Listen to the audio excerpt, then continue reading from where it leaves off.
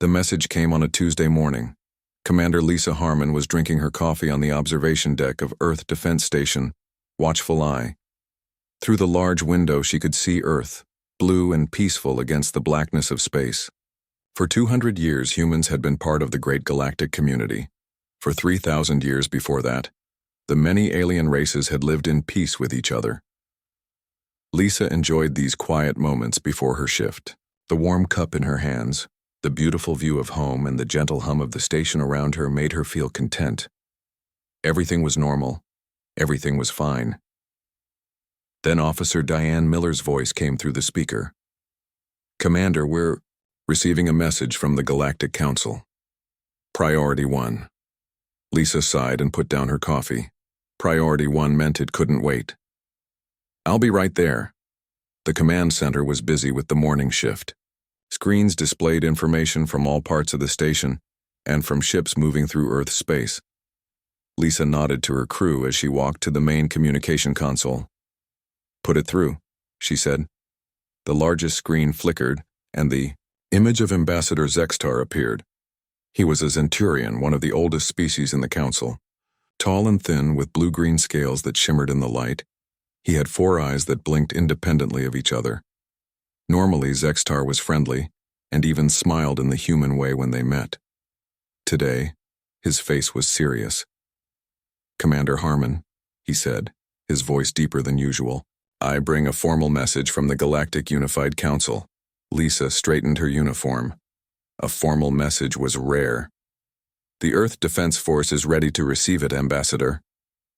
Zextar didn't respond to her words. Instead, he began to speak, in the ancient formal language of the Council. The computer translated automatically. After careful consideration, the Galactic Unified Council has determined that humanity represents an existential threat to galactic stability and peace. Despite our efforts to integrate your species, your unpredictable nature and rapid technological advancement cannot be tolerated. You have 7 standard cycles to surrender your colonies and prepare for assimilation.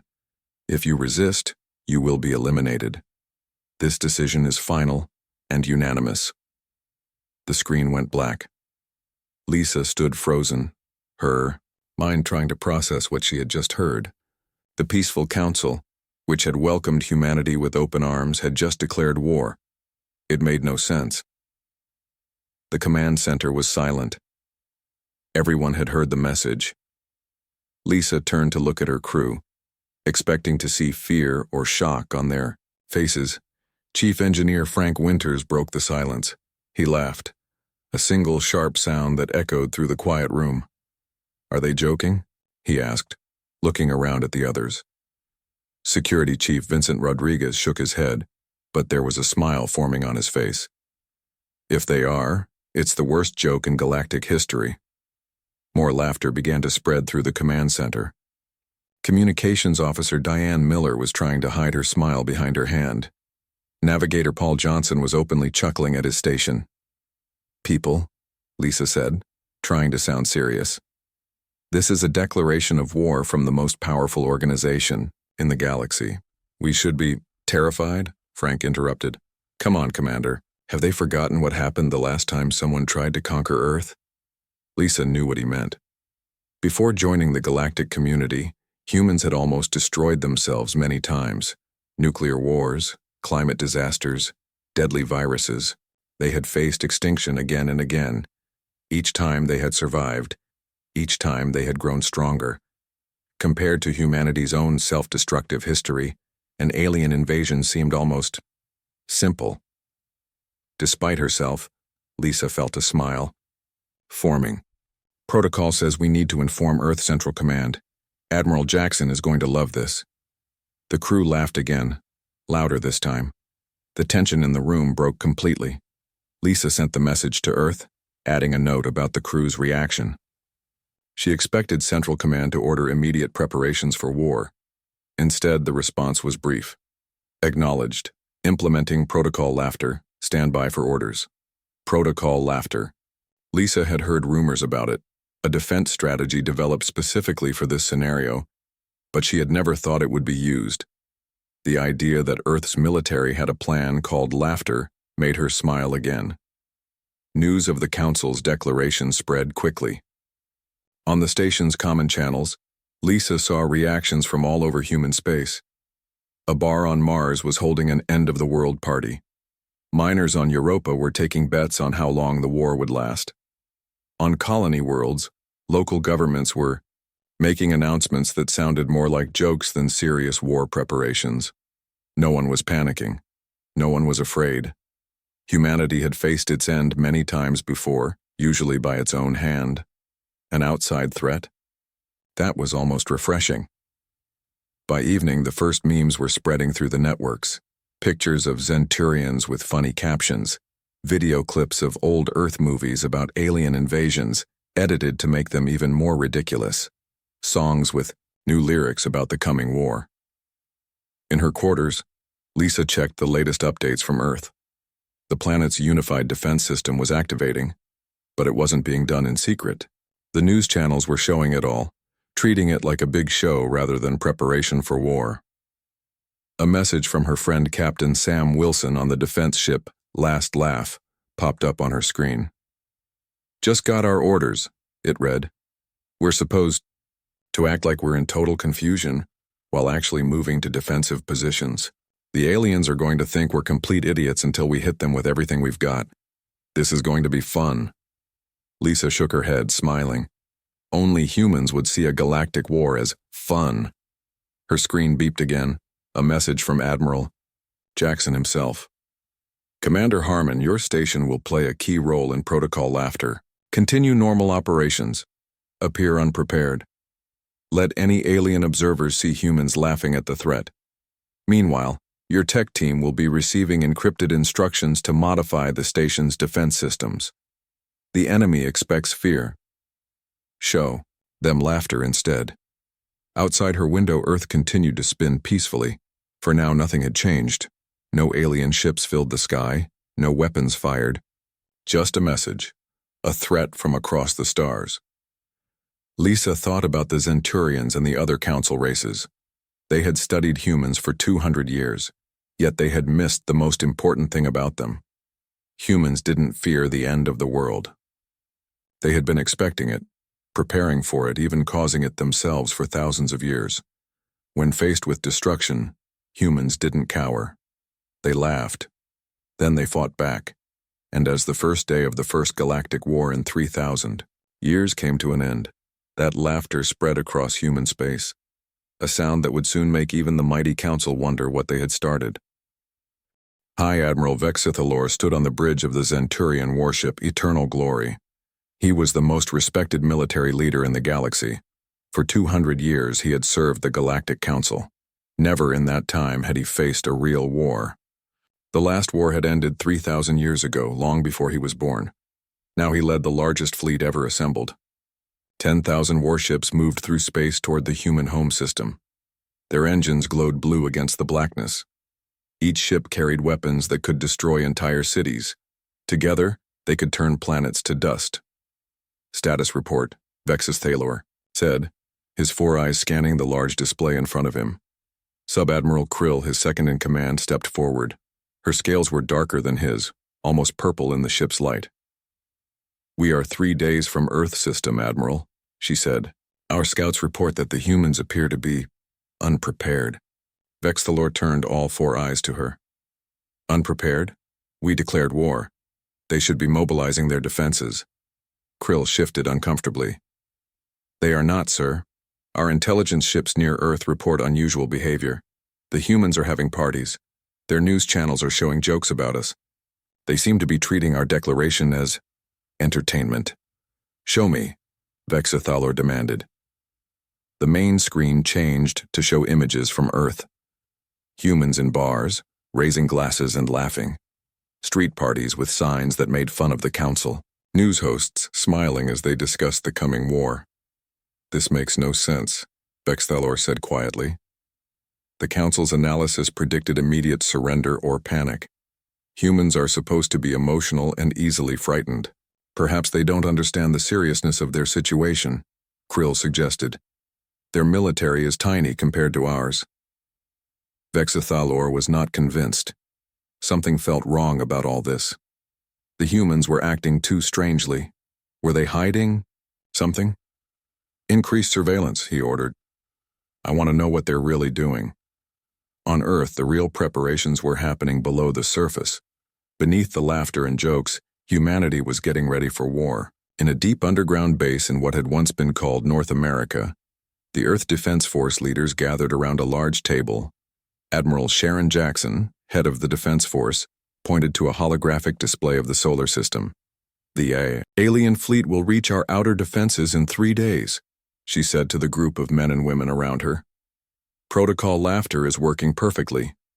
They think we're not taking them seriously. General William Carter nodded. He was in charge of Earth's ground forces. My teams report that the hidden missile platforms around Jupiter are fully operational. The aliens don't know they exist. What about the colony worlds?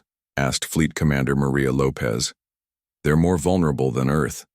All colonies have activated their defense systems, Admiral Jackson assured her, and we've secretly moved ships to protect the major ones. The aliens will find more waiting for them than they expect. Meanwhile, in a smaller room nearby, Earth's top computer experts were working on another part of the plan. Olivia Grant, the best hacker on the planet, sat with her team in front of multiple screens. Her fingers moved quickly over her keyboard as she worked her way into the alien fleet's communication systems.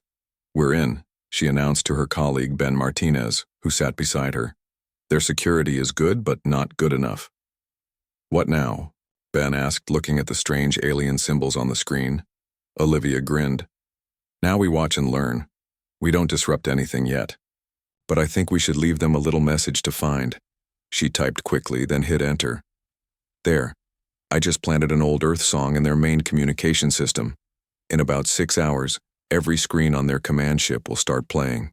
Never gonna give you up, Ben laughed. You just rickrolled an alien invasion fleet? Translated into all 27 of their dialects, Olivia said proudly. It's a classic for a reason. On the colony world New Montana, things were also moving. Forward, Governor Greg Porter stood in front of a crowd of colonists. Behind him, workers were moving large defense equipment into underground bunkers. Folks, he said into a microphone, we've all heard about the Council's declaration of war. Some of you are worried, and that's natural. But let me remind you of what we've already faced here on New Montana. He looked out at the crowd, making eye contact with many people he had known for years. We've survived prairie fires that burned for months. We've rebuilt after megastorms that destroyed whole towns. We've learned to live alongside those 6-legged buffalo things that keep trying to eat our crops. Some fancy aliens with delusions of grandeur? That's just Tuesday's problem. The crowd laughed, and Governor Porter smiled. Our defense teams are ready. Our bunkers are stocked. And Earth hasn't forgotten us, so go home, hug your families, and maybe make some alien-shaped cookies to laugh at while we wait. As the crowd dispersed, Porter's smile faded. He knew the real situation was serious. The colony had good defenses, but not enough to stop a determined attack. They needed time for Earth's fleet to reach them if the aliens came here first. Back in space, Commander Lisa Harmon received new orders for the HFY station. The message was encrypted, coming directly from Admiral Jackson. Commander, it read, your station will be the first line of defense if the alien fleet approaches Earth directly. We have reason to believe they may target you as a show of force. Your orders are as follows. Continue to appear unprepared and unconcerned. Meanwhile, activate the station's hidden defense systems using code sequence Bravo Echo 9. The package arriving with this message contains special communication devices. If the aliens try to board your station, use these to let them hear your crew laughing at them. Psychological warfare can be as effective as physical weapons. Lisa read the message twice, then deleted it as instructed. The package mentioned in the message had arrived an hour earlier. Inside were small communication devices that could broadcast the sounds from the station to any ships nearby. Clever, Lisa said to herself. She called her senior officers to a private meeting to explain the new orders. As the third day approached, the mood across human space remained strangely calm. People went to work, children went to school, and life continued almost normally. But underground, in space stations, and in hidden facilities across a dozen worlds, humans prepared for the fight they had always expected would come someday. And, When High Admiral Vexithylor's scouts reported that they had detected no major defensive preparations from the humans, he became even more suspicious. No species faced extinction with laughter. The humans were planning something, and he was determined to find out what it was before his fleet arrived at their doorstep. What he didn't know was that humanity had been preparing for the end of the world since they first imagined it could happen. And unlike the council species who had known peace for so long they had forgotten war, humans had never stopped expecting the worst, while hoping for the best and laughing at the difference between the two. The first battle happened near Jupiter. A small human defense fleet of 20 ships faced a Zenturian battle group of over 200 vessels. Admiral Kyle Peterson stood on the bridge of his ship, the Persistent Joke. The name was painted, in bright yellow letters on the dark hull. Most human ships had similar names now. Bad Joke, Punchline, and Dad's Humor floated nearby, their crews ready for the coming fight. "They're entering visual range," said Navigation Officer Susan. "Lee?" "They're not trying to hide." Kyle nodded. The alien ships were huge compared to the human vessels. Each one bristled with weapons that could tear through Earth's defenses. If this was a normal battle between equal forces, the humans would have no chance. But this was not a normal battle. "Open a channel to their lead ship," Kyle ordered. "Communications." Officer Ryan Green pressed some buttons on his console. "Channel open, sir." The main screen lit up with the image of a Zenturian commander. His blue scales shimmered under the lights of his ship.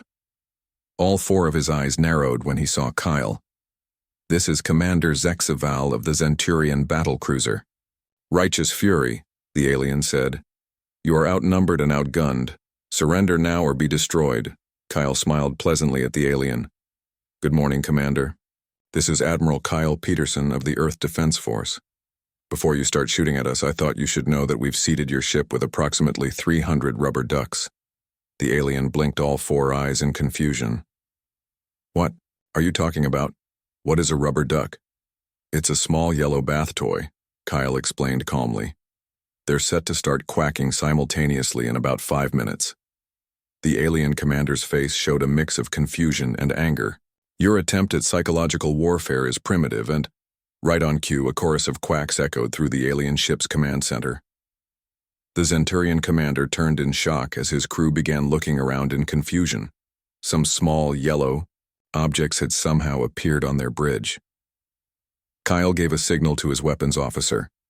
In that moment of distraction, the human ships launched their first strike. But they didn't use normal weapons. Instead, they fired specialized electromagnetic pulses that disrupted the neural interfaces the Zenturians used to control their ships. The battle erupted suddenly. Human ships, much smaller and faster than the alien vessels, darted between the massive dreadnoughts. They didn't try to destroy the alien ships. Instead, they focused on disabling their systems and causing confusion. On the Persistent Joke, Kyle watched as his plan unfolded. "Launch the countermeasures," he ordered. Small devices shot out from the human ships attaching to the hulls of the alien vessels. Once in place, they began broadcasting signals that made the aliens' targeting systems identify their own ships as enemies. Soon, the Zenturian battle group was firing on itself, unable to tell friend from foe. Their communication systems played strange Earth music instead of tactical information. Their navigation systems showed false targets. And everywhere, small yellow rubber ducks appeared, quacking loudly. The battle lasted only 40 minutes. When it ended, the human fleet had lost 3 ships, with their crews safely evacuated. The Zenturian battle group was in complete disarray. Half their ships were disabled, floating helplessly in space. The rest were retreating, their crews unable to understand what had happened. On Earth, people watched the battle through quantum entanglement feeds, technology the Council didn't know humans possessed. In homes, bars, and public squares, crowds cheered each successful maneuver by the human ships. In a bar in what had once been called Chicago, a group of friends raised their glasses as they watched the aliens retreat to rubber ducks. One man shouted and everyone laughed. Children played with new toys that had been hastily manufactured to look like the alien ships. When the toys were knocked over, they made comical sounds and flashed lights. Teenagers wore t-shirts with jokes about the war. Street vendors sold alien food, normal Earth food with strange colors and funny names. But beneath the laughter and celebrations, serious work continued. In laboratories and military bases, scientists and soldiers prepared for the battles to come. They knew this was only the beginning. On the colony world New Montana, the first alien forces landed 3 hours after the battle near Jupiter. They expected to find a defenseless farming community. Instead, they found empty streets and buildings. The colonists had retreated to underground bunkers following their evacuation plan. From there, they activated the defense systems hidden throughout their settlement. Small drones rose from hidden compartments in the ground, surrounding the alien soldiers. The drones didn't attack. They just projected holographic images of laughing human faces while playing recorded messages in the aliens' own language. "Welcome to New Montana. We hope you brought sunscreen," and "Our weather forecast today, cloudy with a chance of invasion." The alien commander ordered his troops to destroy the drones, but for each one they shot down, 3 more appeared. Meanwhile, the real defense was happening underground. Governor Greg Porter communicated with Earth using quantum channels, reporting the alien positions and strengths. They brought about 500 troops. He told Admiral Jackson, "They're getting frustrated with our drones, but they haven't found the real defenses yet." "Hold your position," Admiral Jackson replied. "Help is on the way. The last laugh battle group will reach you in 6 hours. Just keep the aliens distracted until then." Porter nodded. "We can do that. These folks have never dealt with bored farmers before. We've got tricks they haven't even imagined." Back in space, High Admiral Vexathalor received the news of his battle group's defeat near Jupiter. He sat in his private chamber aboard the Eternal Glory, trying to understand what had happened. "It makes no sense," he told Sub-Admiral Krill. "Commander Zexval reports that his ships were attacked by bath toys, and then they started firing on each other." Krill looked as confused as he felt. "The humans must have technology we don't know about. Our intelligence reports said they were at least a century behind us." "Our intelligence was wrong," Vexathalor said firmly. "The humans have been hiding their true capabilities.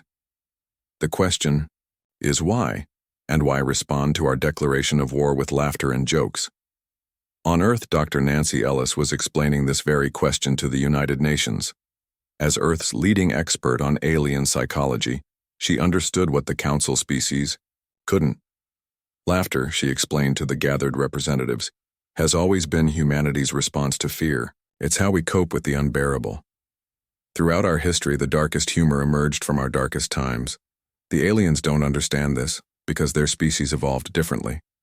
They expect us to respond with either aggression or submission. She showed images of the alien brain structures compared to human ones.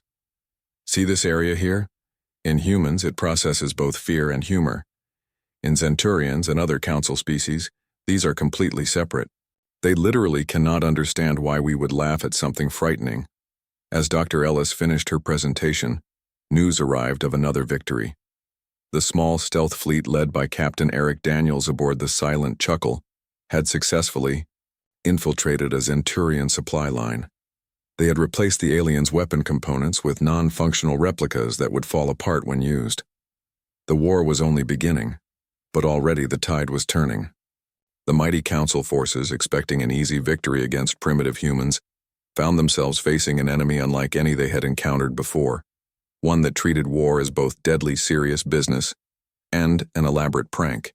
And as the first day of actual fighting ended, humanity's laughter echoed across the stars, a sound that was becoming the most frightening weapon of all to the confused alien forces. 1 week into the war, the Galactic Council held an emergency meeting. Representatives from 200 species gathered in their grand hall on the Council homeworld. The mood was grim. No one was laughing except the humans. Earth Ambassador Jack Nguyen sat calmly in his seat, a small smile on his face. He was the only human in the room. Around him, alien representatives whispered to each other, casting nervous glances his way. The council leader, an ancient being named Vorthal, called for silence. His species was one of the oldest in the galaxy, with skin like wrinkled paper and eyes that had seen thousands of years of peace. "This war is not proceeding as expected," Forthal said, his voice echoing through the hall. "Our forces have suffered defeats that cannot be explained. The humans are using tactics and technology we did not know they possessed." Ambassador Nguyen's smile grew slightly wider. "Ambassador?" Forthal turned to the human. "Perhaps you can explain why your species responds to war with laughter. Our psychological experts are confused." Jack stood up slowly, looking around at the aliens who had declared war on his people. "With respect, Council Leader, that is exactly why you're losing this war. You don't understand humans, and you never tried to. We laugh at danger because we've lived with it for our entire history." He pulled out a small device and placed it on the table. It projected images of Earth's past: world wars, natural disasters, plagues, and climate catastrophes. "This is what shaped us," Jack continued. "We nearly destroyed ourselves many times. Each time, we survived. Each time we learned to laugh at death because the alternative was to give in to fear, and humans who give in to fear make bad decisions." The aliens watched in silence as the images showed humans rebuilding after disasters, helping each other, and yes, laughing even in the darkest times. "You thought we would surrender because your ships are bigger and your weapons are stronger," Jack said. "But humans have always faced enemies that were bigger and stronger. We're still here. They're not." Deep in space, far from the council meeting, Captain Eric Daniels led his small stealth fleet on another mission. His ship, the Silent Chuckleland, was nearly invisible to alien sensors. It was painted with a special material that absorbed light and energy, making it appear as just another patch of empty space. "Target in range," his sensor officer reported quietly. "It's a council supply depot. Minimal defenses." Eric nodded. "Perfect. Remember, we're not here to destroy it, we're here to redecorate." His crew smiled. They had done this 5 times already. Each mission had been more successful than the last. The Silent Chuckle and its 3 sister ships moved silently toward the alien station. Unlike most human vessels, these ships carried no weapons. Instead, they carried specialized hacking equipment and small robots designed to infiltrate alien systems. "Launch the bots," Eric ordered. Hundreds of tiny robots, each no bigger than a coin, shot out from the human ships. They attached themselves to the hull of the alien station and began cutting their way inside. Once in, they would replace the aliens' computer systems with versions that looked identical, but would malfunction in amusing ways. Meanwhile, on Earth, Dr. Nancy Ellis was meeting with military leaders to discuss the psychological aspect of the war. The meeting took place in a secure room deep beneath the United Nations building. "The council species have been at peace for so long that they've forgotten how to handle surprise," she explained. "Their military tactics are from textbooks, 3,000 years old. They expect us to follow the same rules they do." Admiral Sharon Jackson nodded. "That's why protocol laughter is working. They can't adapt to our unconventional approach." "Exactly," Dr. Ellis agreed. "But there's something else you should know. Our spies in the council report that some species are beginning to question this war. They didn't expect casualties, they didn't expect defeat. Peace for 3,000 years has made them soft." General William Carter frowned. "So we might be able to end this without destroying them completely?" "I believe so," Dr. Ellis said. "If we can show them that continuing this war will cost too much, they might be willing to negotiate. They need to save face, but they also need to stop losing ships and soldiers." On New Montana, the situation had changed dramatically. The last Laugh battle group had arrived as promised, driving away. The alien invasion force. Now Governor Greg Porter was organizing a celebration in the colony's main square. "We should invite them back," suggested a farmer named Susan Riley. "Leave a message in orbit saying we're sorry they had to leave so soon, and we're having a party, if they want to come." Greg laughed. "That's perfect, let's do it. Make sure we broadcast it on frequencies they can receive." The colonists set up tables filled with food and drink. Children played games in the square. Music filled the air. And in orbit, A message beacon continuously broadcast an invitation to the aliens who had tried to conquer them just days before. Back on the Council homeworld, the emergency meeting was not going well for the Council leaders. More representatives were speaking out against the war. "My people have lost 30 ships," said the representative from Zentar Prime. "For what? Because humans laugh too much? This war makes no sense." Others joined in, their voices growing louder. The council chamber, designed for calm and reasoned debate, had never heard such arguments before.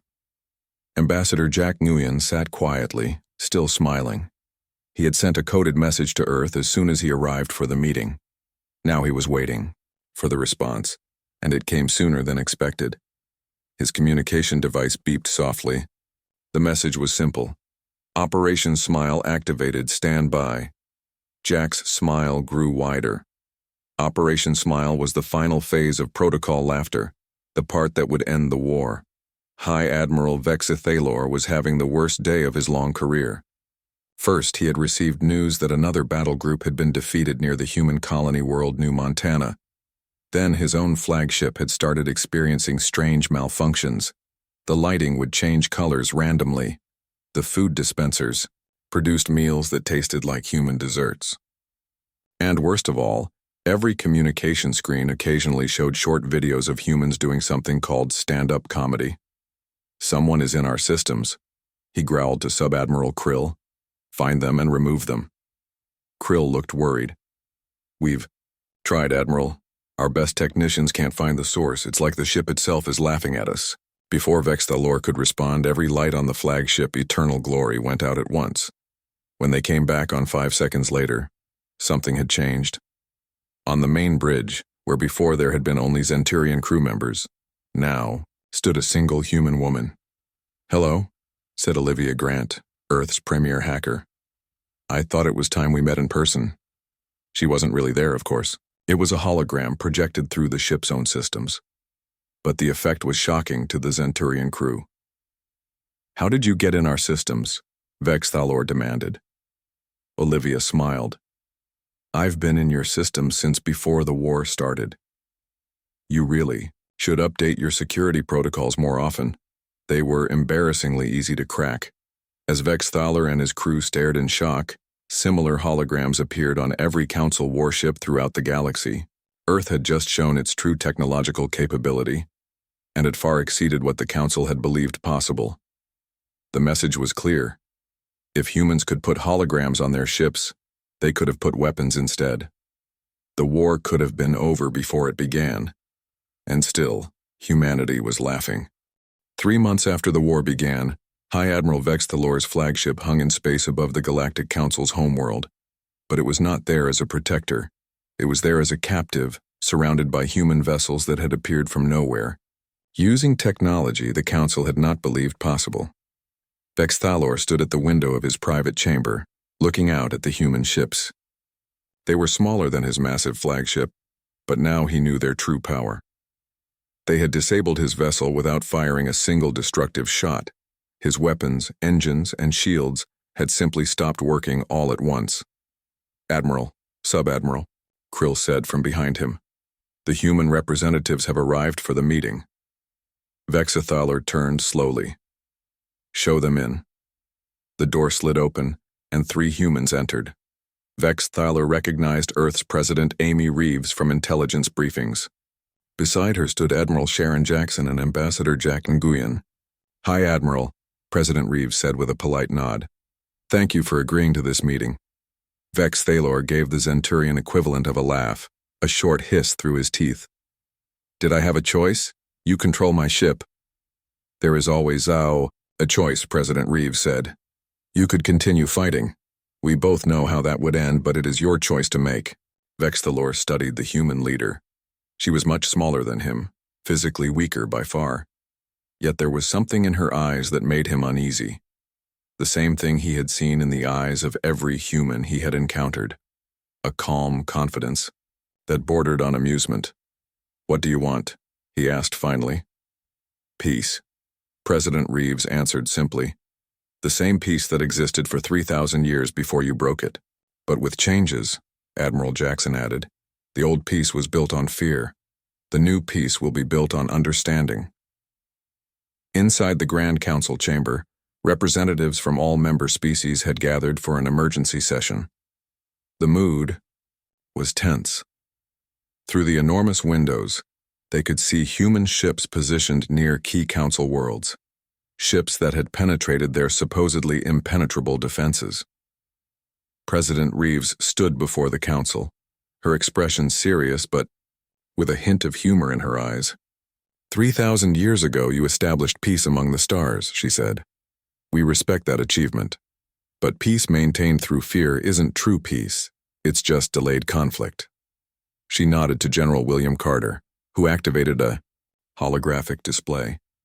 It showed hundreds of human ships now positioned near key council worlds. Most had been invisible to council sensors until moments ago when they all revealed themselves simultaneously. We could have responded to your declaration of war with immediate destruction, President Reeves continued. Instead, we responded with laughter. Not because we didn't take you seriously, but because we've learned that fear is a choice. And humanity chose long ago not to be ruled by fear. The council chamber was silent. Even the oldest members had never seen such a display of power. For 3,000 years, the council had believed itself the most advanced power in the galaxy. Now they knew different. Here are our terms, President Reeves said. The council will maintain its role in galactic governance, but with reforms. Younger species, including humanity, will be equal partners, not subjects. The defensive technologies humanity has developed will be shared with all species, ensuring that no single power can threaten the others. She looked around the chamber, meeting the many different eyes of the alien representatives. And most importantly, the council will establish a new principle. Knowledge should be shared, not hoarded. Your civilization has advanced technologies you've kept from lesser species for thousands of years. That ends today. Council leader Vorthal stood slowly, his ancient body showing the strain. And if we refuse these terms? President Reeves smiled gently. We've demonstrated that we could destroy your military capability without killing a single one of your people. We've shown that we understand your technologies better than you do. What do you think would happen if we refused to be merciful? Outside the council building, ordinary citizens from many species had gathered. Through large public screens, they watched the proceedings inside. Many had lost family members in the short, disastrous war. None wanted it to continue. Back on Earth, people gathered in homes and public places to watch their president address the council. In a small apartment in what had once been called Boston, Lisa Harmon sat with Frank Winters. Both had been given leave from the Watchful Eye station to recover from the stress of the past months. Do you think they'll accept? Frank asked, watching the screen intently. Lisa nodded. They don't have a choice. Besides, our terms are fair. We're not asking for revenge or punishment, just equality. The council debated for less than an hour before reaching a decision. When Council Leader Vorthal spoke again, his voice carried the weight of his years. We accept your terms, President Reeves. The war is over. Let a new era of peace begin. Across human space, celebrations erupted. On colony worlds, in space stations, and on Earth itself, people cheered and laughed and cried with relief. The war that could have destroyed humanity had instead elevated it to its rightful place among the stars.